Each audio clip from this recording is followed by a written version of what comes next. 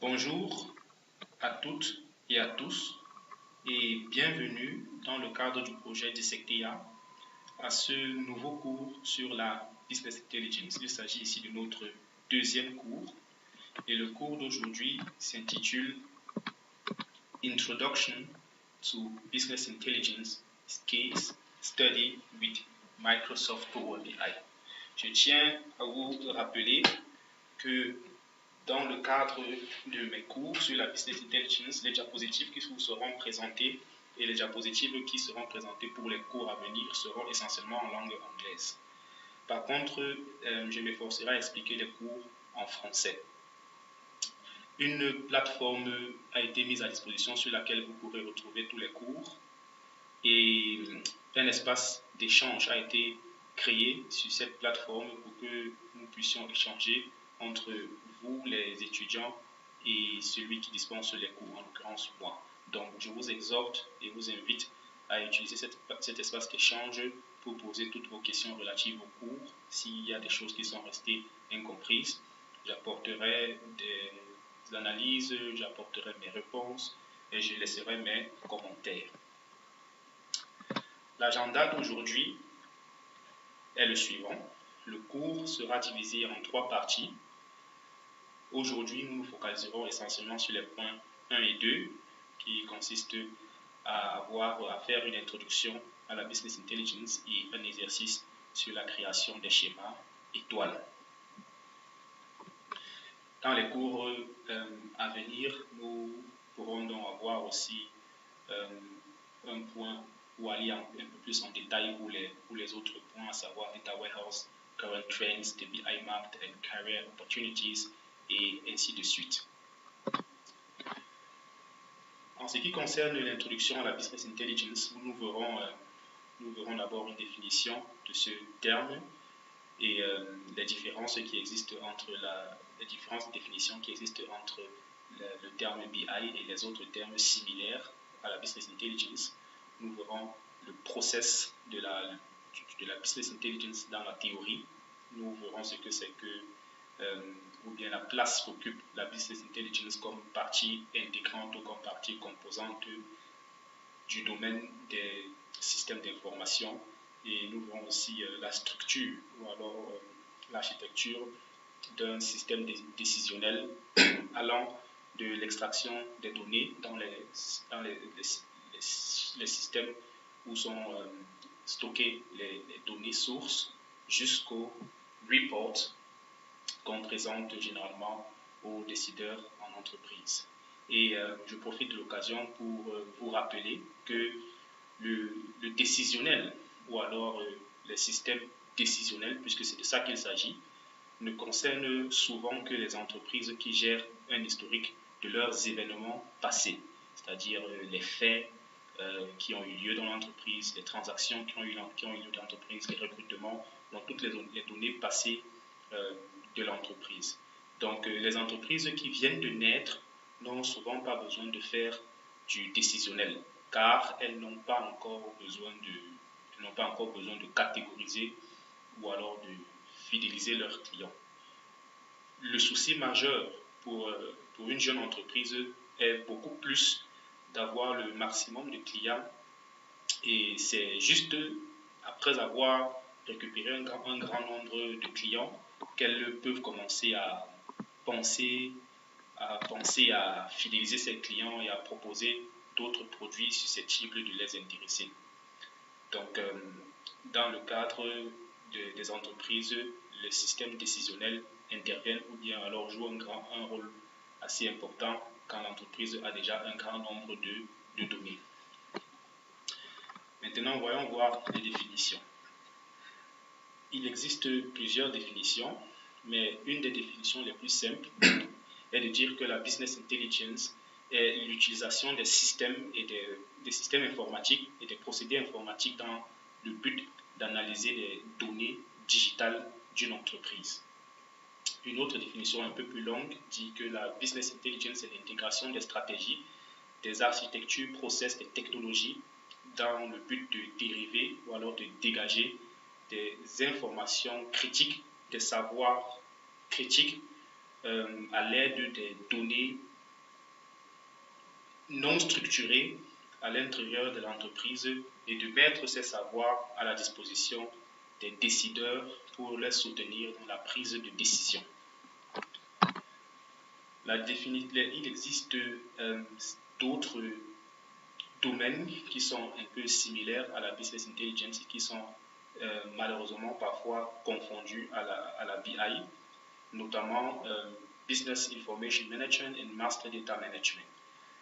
Ici, nous voyons que la Business Information Management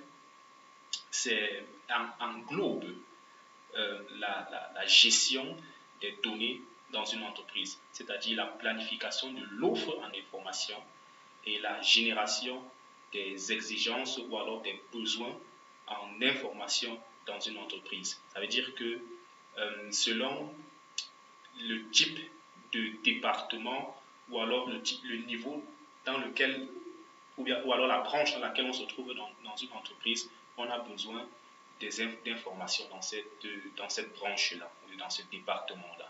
Et à ce niveau, il faut que dans l'entreprise, on puisse mettre des mécanismes en place qui pourront générer les informations nécessaires pour que les personnes qui sont assises dans le département précis peuvent avoir les informations nécessaires qui pourront leur permettre de prendre de très bonnes décisions. Un exemple très simple, dans un département de gestion du personnel, par exemple, on peut réfléchir et mettre un mécanisme en place qui amène les employés à toujours faire des rapports après un projet, après une visite ou alors une rencontre avec un client, après une formation, qu'ils fassent toujours des rapports et envoient ces rapports dans le système. Le système, maintenant, les gens qui sont assis dans le département de la gestion du personnel pourront maintenant avoir accès à toutes ces informations qu'auront mises à disposition les employés et par ce fait avoir une meilleure idée de qui fait quoi, qui évolue bien, qui a des difficultés, qui a déjà acquis tel nombre d'expériences ou bien tel nombre de compétences sur le terrain. Et à partir de ces informations, ils pourront mieux sélectionner les employés qu'il faut envoyer sur tel type de projet ou bien sur tel autre type de projet en fonction des informations que eux-mêmes ils auront données. Donc ça, c'est un exemple de comment on peut gérer les informations ou bien les données dans une entreprise. C'est ce qu'on appelle en général ici Business Information Management. Business Intelligence, je ne vais pas revenir sur ça, nous l'avons déjà défini. Et le Master Data Management consiste tout simplement à dire que ça inclut, c'est la gestion des données, des Master Data dans une entreprise. Donc ça inclut toutes les stratégies, les méthodologies, les technologies, toutes les activités qui sont reliées aux données primaires d'une entreprise. Ici, nous avons une image qui illustre très bien le parcours des données d'une entreprise ou alors le parcours des données à l'intérieur d'un système décisionnel depuis la base jusqu'à la fin du parcours. Et nous pouvons voir qu'au départ, dans cet exemple, nous avons les données. Ensuite, ces données sont transformées en informations. Ces informations, à l'intérieur du système décisionnel, génèrent maintenant un savoir stratégique. Le savoir stratégique donne la possibilité aux décideurs de prendre une décision et la décision apporte maintenant à la fin une valeur ajoutée au sein de l'entreprise. C'est exactement ce à quoi servent les systèmes décisionnels au sein d'une entreprise. Je vais prendre un exemple pour bien illustrer ce schéma. Au départ, on peut avoir des données sur les clients, sur les ventes, les transactions qui ont lieu à l'intérieur de l'entreprise. Pour l'exemple, ici, on dira que l'entreprise, c'est un magasin qui vend des vivres dans un quartier, dans une ville, à la population qui s'y trouve. Ce sont les données. Les données, maintenant, grâce à ces données qui sont analysées, on peut générer l'information de savoir que les sac de riz, par exemple, on peut observer à travers toutes les données que nous avons dans la base de données, on peut observer que le sac de riz de 10 kg est beaucoup plus vite vendu que les paquets de riz de 500 grammes ou de 1 kg. Ça, c'est l'information qu'on obtient. Cette information maintenant génère un savoir qui peut être le suivant. La population ou alors la ville, la localité dans laquelle la boutique ou le magasin est installé dans une localité où les populations mangent ou alors consomment le riz en grande quantité. Ils aiment beaucoup consommer le riz et ils le consomment en grande quantité. Ce savoir maintenant qui a été généré est dû au fait que non seulement la vente de riz est beaucoup plus rapide que la vente des autres produits qui sont étalés dans le magasin, mais en grande quantité, en grand volume, il est aussi très très vite vendu à la population. Ça, c'est le savoir qui peut être généré. La décision maintenant qui peut être prise grâce à toutes ces observations par les décideurs est de placer les sacs de riz de 10 kg au fond du magasin, au fond de la boutique. Tout simplement pourquoi? Tout simplement parce que on sait que comme le rapport de vente des sacs de riz de 10 kg est très élevé et que l'attirance ou alors la capacité à vendre ces sacs de riz est élevée, les clients qui sont très accros à ces sacs de riz vont toujours continuer à vouloir les acheter, mais cette fois-ci seront obligés de traverser tout le magasin pour pouvoir se procurer le sac de riz de 10 kg. Et le fait de traverser tout le magasin pour se procurer ce sac de riz dont ils raffolent les obligera plus ou moins à, qu'ils le veuillent ou non, à voir tous les autres produits qui sont installés dans les rayons du magasin. Ça, c'est peut-être une décision qui peut être prise. Donc, les produits préférentiels sont exposés maintenant au fond du magasin. Et cette décision maintenant apporte une valeur ajoutée à l'entreprise au niveau du marketing, au niveau de la prise de décision stratégique. Ces observations-là génèrent maintenant au final une valeur ajoutée. Donc, les décisions sont mieux prises. Et c'est donc cet ensemble d'observations et cette prise de décision finale dans le but d'améliorer les activités financières d'une entreprise, c'est justement à ça que doivent servir les systèmes décisionnels. Donc, pour résumer, nous avons dit que la business intelligence est le processus qui consiste à l'aide de systèmes informatiques, à collecter, traiter et analyser des données et d'en dégager des connaissances ou alors en dégager un savoir stratégique qui sera mis à la disposition des décideurs dans le but de soutenir ces derniers dans le cadre de la prise de décision. Les décideurs, généralement, sont les principaux utilisateurs des systèmes décisionnels. Ça aussi, il faut le savoir. C'est que les systèmes décisionnels ne sont pas mis à la disposition de tout le monde, c'est généralement mis à la disposition de ceux qui doivent prendre des décisions au sein d'une entité. Donc, les décideurs sont généralement des marketeurs ou alors des chefs d'entreprise ou des chefs de département, et ces derniers établissent des plans de marketing ou alors qui leur permettent de mieux cibler leurs clients.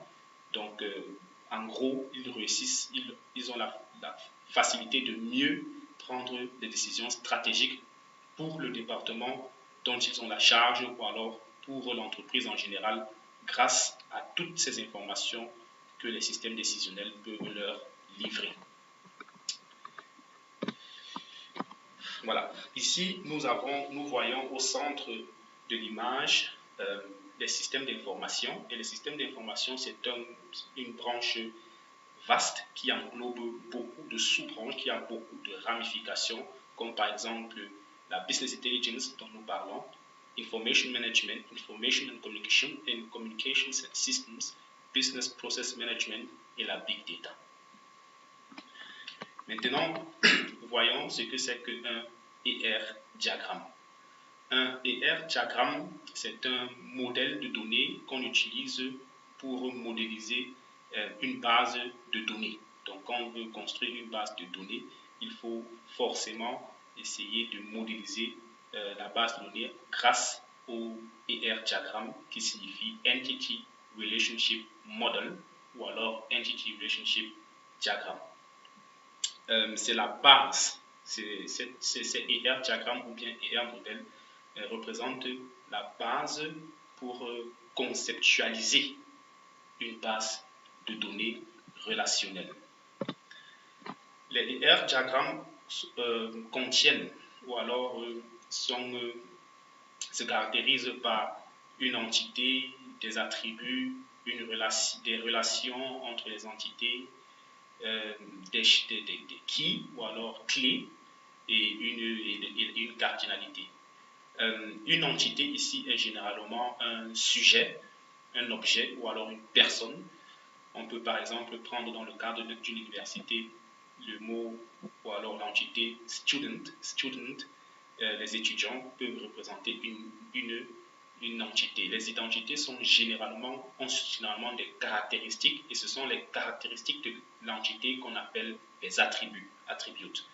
Et ces caractéristiques peuvent être pour un étudiant, par exemple, son numéro d'immatricule, son nom, son prénom, sa date de naissance et la filière qu'il étudie. Toutes ces caractéristiques-là qui caractérisent une entité seront donc appelées des attributs. Relationships sont les relations, c'est la relation qui relie deux différentes entités.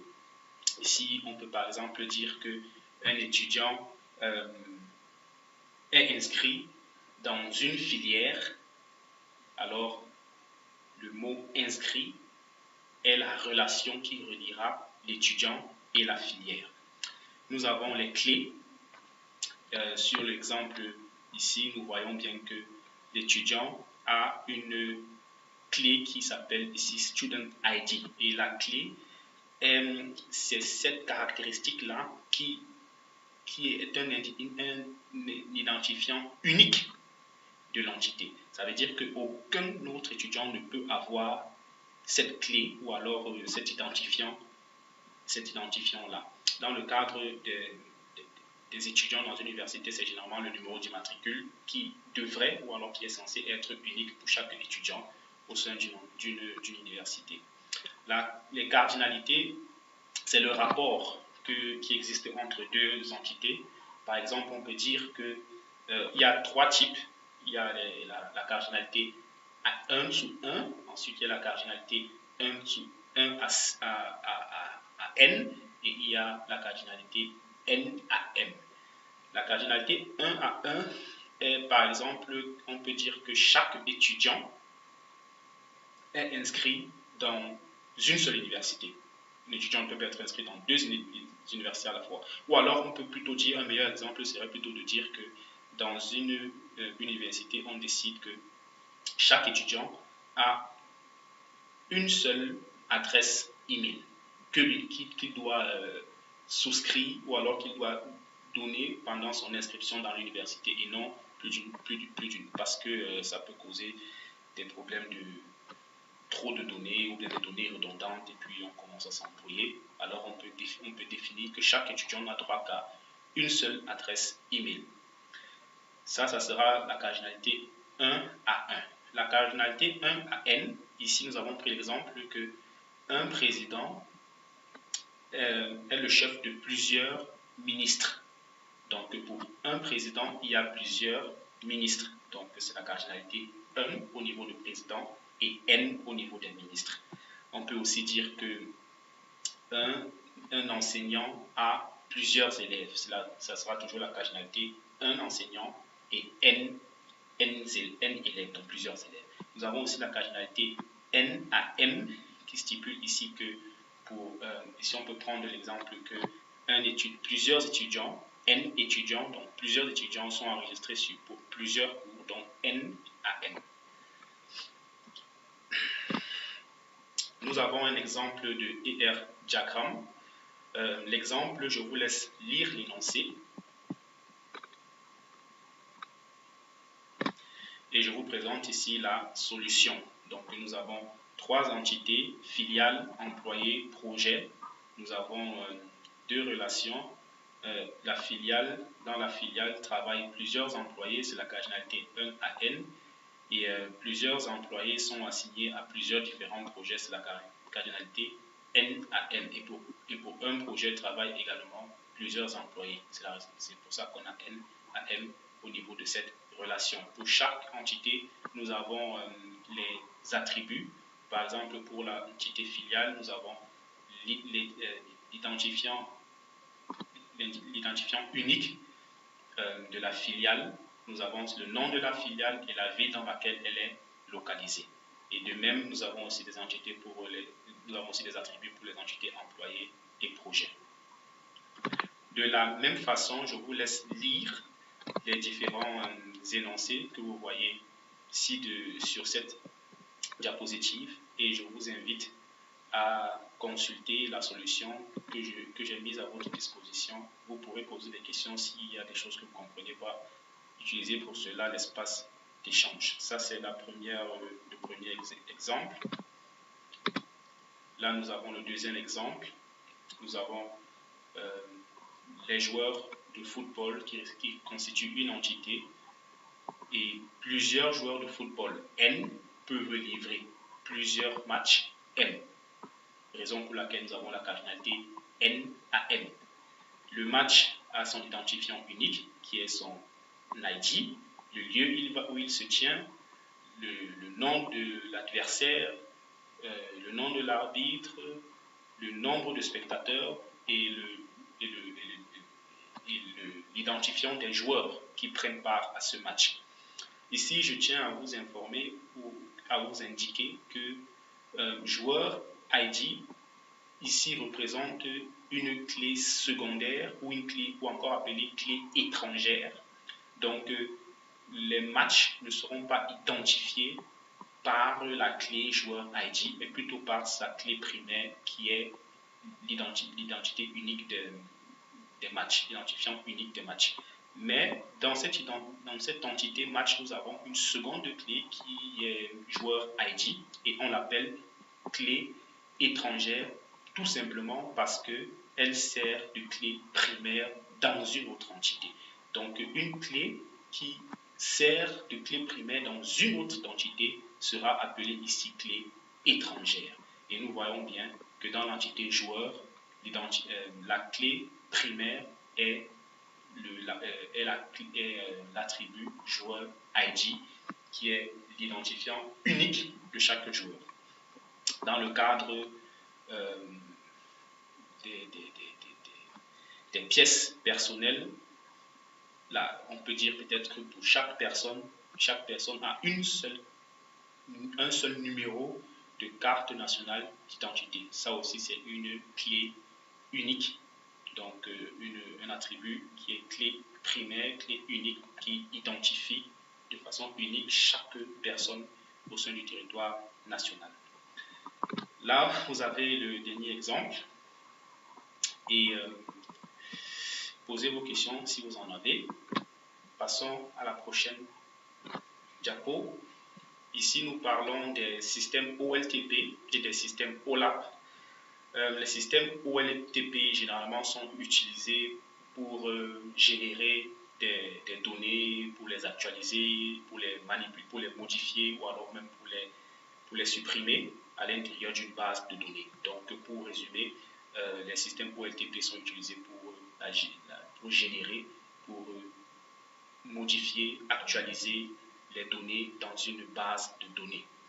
Pendant que les systèmes OLAP, quant à eux, sont utilisés pour extraire les données de la base de données et de les analyser afin de pouvoir dégager une information importante qui peut être utilisée dans le cadre de la prise de décision. Ici, nous voyons encore une comparaison ou alors un rapport entre les systèmes OLTP et les systèmes OLAP. On dit encore, par exemple, que les systèmes OLTP sont importants dans le cadre d'actualiser les données dans la base de données afin de garder ou alors de conserver certaines intégrités des données dans la base de données. Donc, le fait de pouvoir manipuler, actualiser, supprimer, ainsi de suite, les données dans la base de données, c'est fait par les systèmes OLAP. Et cela, maintenant, contrairement au système, c'est fait par les systèmes OLTP, pardon, et contrairement au système OLTP, les systèmes OLAP, maintenant, eux, viennent plutôt extraire leurs données grâce à des requêtes. Grâce à des requêtes, ils peuvent extraire les données de la base de données et les analyser. Donc, les OLAP et OLTP, OLTP signifie Online Transaction Processing, et OLAP, qui signifie Online Analytical Processing, est opposé à OLTP et a pour but, dont les systèmes OLAP ont pour but, d'organiser les données à analyser par domaine, thème, et d'en ressortir des résultats pertinents pour le décideur. Donc ces résultats sont donc des résumés et peuvent être obtenus par différents algorithmes du data mining, du serveur d'analyse par exemple. On peut par exemple établir le résultat suivant les clients qui achètent généralement du beurre et du pain, ou alors on peut dire que les clients qui achètent du pain et du beurre dans la boutique achètent aussi généralement le lait. Donc ça veut dire que peut-être ils ont tendance à manger le pain, le beurre et boire une tasse de lait. Donc ce type de renseignements-là, ce type d'informations ou bien alors de résultats pertinents sont maintenant faits grâce au système ou alors découverts grâce au système OLAP à travers les requêtes et les analyses de données. Ici, nous avons un tableau qui compare les systèmes OLTP et les systèmes OLAP. Ici, nous avons les star schema ou schéma étoile, qui est un modèle de données qui permet alors de représenter les données sous une forme multidimensionnelle. Donc, quand on veut représenter les données de façon multidimensionnelle, on utilise par excellence les schémas étoiles. Un schéma étoile contient généralement une table de faits et une ou plusieurs tables dimensionnelles qui gravitent autour de la table de faits. Un fait, c'est ça, on dit en anglais fact table. Un fait, c'est tout ce qu'on voudra analyser. Généralement, on veut analyser des mesures. Donc, on veut peut-être analyser les ventes, on veut peut-être analyser le revenu, ou alors le gain, ou alors les recrutements. En fait, c'est tout ce qu'on veut analyser qu'on appelle table de faits. Donc, fact table en français, table de faits. Maintenant, nous avons autour de la table de faits des tables dimensionnelles. Et une dimension, ou alors une table dimensionnelle, c'est tout ce qu'on utilisera pour faire nos analyses. Donc, pour analyser, par exemple, les revenus ou alors les ventes, on va analyser les revenus ou les ventes en fonction du temps, en fonction des clients, en fonction de la filiale qui effectue les ventes, ou alors en fonction des commerciaux, c'est-à-dire des personnes qui effectuent ces ventes, en fonction même des produits, donc les articles qui sont vendus, pour essayer de comparer quel produit est mieux vendu que quel autre, pour faire ce type d'analyse, ainsi de suite. Donc ça c'est un schéma étoile, et ici nous pouvons encore bien voir, c'est illustré, que nous avons au moins 3 dimensions, c'est-à-dire en verticale, en horizontale et en profondeur, nous avons 3 dimensions au minimum. C'est pour ça qu'on parle de schéma, ou alors de modélisation dimensionnelle, parce que c'est en fonction des différentes dimensions que nous avons que nous pouvons avoir un aperçu des données. Et multidimensionnel parce qu'on touche à plusieurs dimensions, du moins plus de 2 dimensions à la fois. Voilà. Les schémas étoiles présentent de nombreux avantages, parmi lesquels les principaux, la performance au niveau des requêtes, la performance au niveau du chargement et de l'administration des données, l'intégrité des données. Donc l'intégrité quand même, il faut le rappeler, l'intégrité des données est beaucoup plus élevée dans les systèmes OLTP. Et le fait qu'elles sont faciles à comprendre et à naviguer à l'intérieur, c'est facile de comprendre ce que c'est qu'un schéma étoile et à naviguer à l'intérieur des schémas étoiles. Ici, nous avons une comparaison ou alors un rapprochement entre les tables de faits et les tables dimensionnelles. Les tables de faits, je vais encore essayer de résumer ici. Comme son nom l'indique lui-même, une table de faits est une table qui contient tous les faits du système et donc dépend de toutes les autres tables. Donc, dans notre système informatique ou alors dans notre base de données, nous avons des tables de faits et il y a d'autres tables qui dépendent de cette table de faits. C'est ces tables-là que nous appelons les tables dimensionnelles. Cette table dimensionnelle, la table de faits ne contient que des clés étrangères venant des tables de dimension et des valeurs numériques appelées mesures.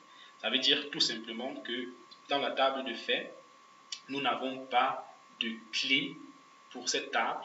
Les clés que nous n'avons pas de clés primaires pour la table de faits, mais seulement des clés étrangères, c'est-à-dire des clés qui sont clés primaires dans d'autres tables.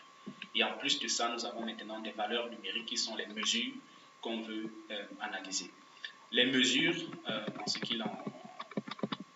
puisqu'on en parle, une mesure est une quantité présente dans la table de faits qui permet de mesurer les faits. Par exemple, on peut mesurer, je le disais déjà tout à l'heure, le nombre de ventes, ou alors le gain, ou alors le bénéfice, les coûts.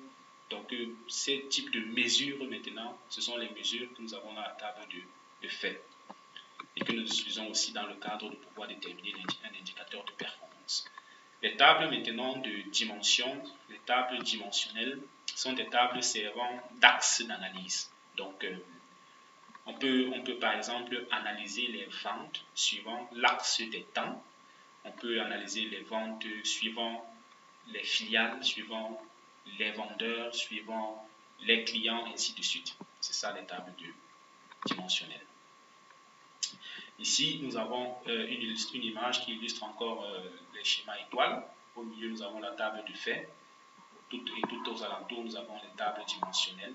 Nous voyons encore ici que la table de faits, elle n'a pas de clés primaires, mais contient plutôt des clés étrangères qui sont les clés primaires, qui sont clés primaires dans d'autres tables, c'est-à-dire time key est la clé primaire pour la dimension time, product key est la clé primaire pour la dimension product, et ainsi de suite. Et après, nous avons des mesures, c'est-à-dire les mesures que nous voulons ici analyser. Ceci est un snowflake schéma. Snowflake schéma est encore ici la différence entre le snowflake schéma et le star schéma, c'est que ici les dimensions ou alors les tables dimensionnelles du snowflake schéma sont très normalisées. Nous le voyons ici, c'est-à-dire que le temps est encore segmenté en trimestres, en semestres, en années, et ainsi de suite. Donc, plus les tables dimensionnelles sont normalisées et le degré de redondance est réduit, alors là, on a généralement affaire à des snowflake schémas ou alors schémas en flocons. C'est comme ça que ça s'appelle en français. Et ça, c'est une galaxie. La galaxie n'est rien d'autre qu'un regroupement de plusieurs, d'au moins deux tables de faits et de plusieurs tables dimensionnelles qui gravitent tout autour. Donc, à partir du moment où on a plus d'une table de faits dans un schéma étoile, on ne parle plus de schéma étoile, mais plutôt de galaxie. Ceci, c'est une image qui illustre aussi très bien le parcours des données depuis les systèmes sources jusqu'au résultat au niveau de la visualisation des données mises à la disposition des décideurs. Donc, nous avons ici les données sources qui sont dans les source systems. Et on peut avoir plusieurs différents systèmes. Nous pouvons avoir des systèmes SQL, ERP, CRP. Nous pouvons avoir des flat files, c'est-à-dire des fichiers Excel ou du format CSV. Et toutes ces données maintenant sont extraites grâce à un processus qu'on appelle ETL et elles sont transformées et maintenant après elles seront chargées dans le data warehouse où elles seront gardées de façon historique. Et à l'aide maintenant des serveurs OLAP ou alors des systèmes d'analyse OLAP, elles peuvent être analysées et visualisées par la suite par les décideurs. Je parlais déjà des systèmes ETL. ETL signifie Extraction, Transformation and Loading, donc extraction, transformation et le transfert ou alors le chargement des données vers le data warehouse. Donc, l'extraction consiste tout simplement à extraire les données des bases de données que nous avons au sein de l'entreprise. Nous avons la transformation qui consiste à unifier, à uniformiser, à nettoyer ou à restructurer les données. Et le chargement qui consiste maintenant à charger ou alors à transférer les données vers le data warehouse. Le ETL est aussi souvent comparé ou alors opposé à un autre schéma qu'on appelle ELT. La seule différence ici est que après, dans les systèmes ELT, après l'extraction, au lieu de faire transformation et chargement des données, on fait plutôt d'abord le chargement avant de les transformer ou alors de les uniformiser, les restructurer dans le data warehouse, avant de les envoyer dans le data warehouse. Le ETL en soi, c'est un outil qui permet à partir de diverses sources de données d'extraire de l'information, de faire des transformations afin de nettoyer les données et de les charger dans le data warehouse. Le data warehouse en général est appelé, c'est l'entrepôt de données. Nous pouvons garder les données de façon historique dans le data warehouse. Ici, nous avons un générateur d'état qu'on appelle également un report.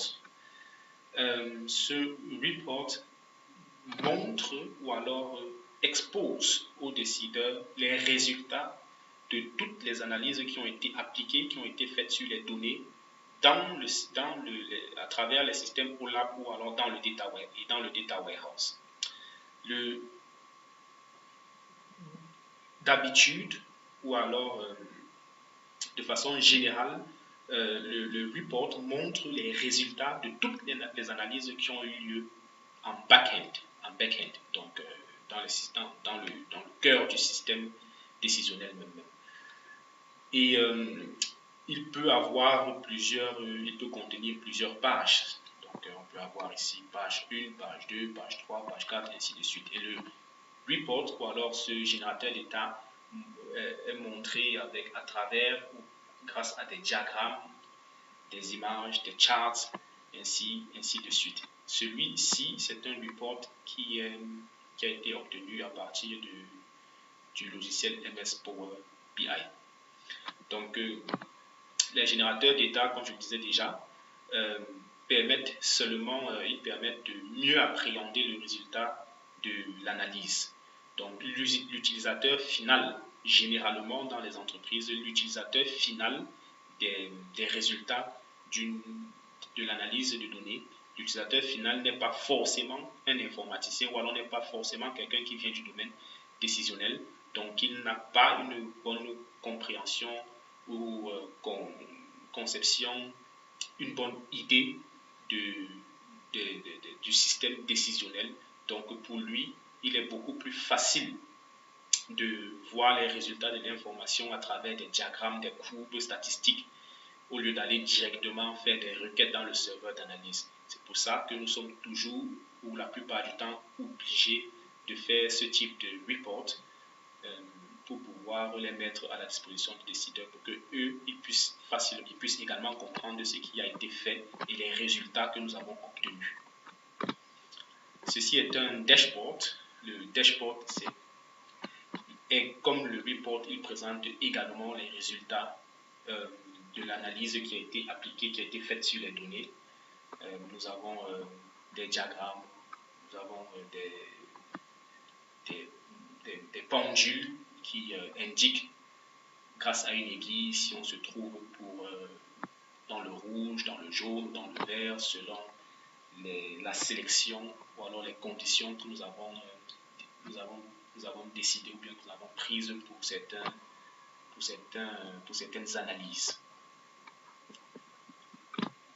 Ici, nous avons une comparaison entre les dashboards et les reports. Je vous laisse le soin de le lire.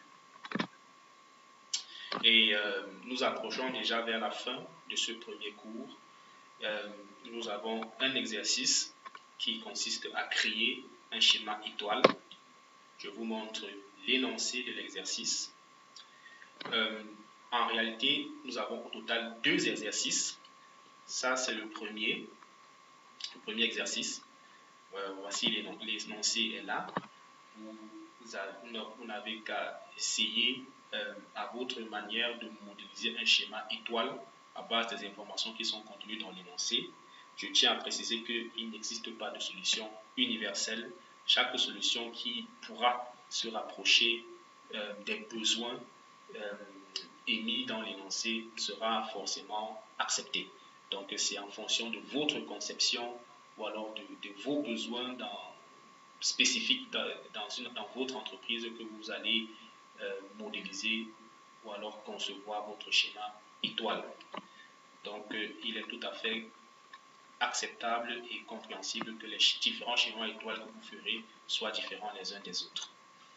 Voici l'énoncé du deuxième exercice.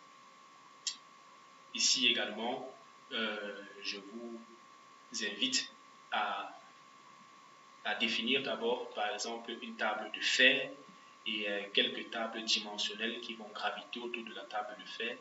Et puis, à partir de ce premier travail, vous pourrez maintenant par la suite conceptualiser un schéma étoile.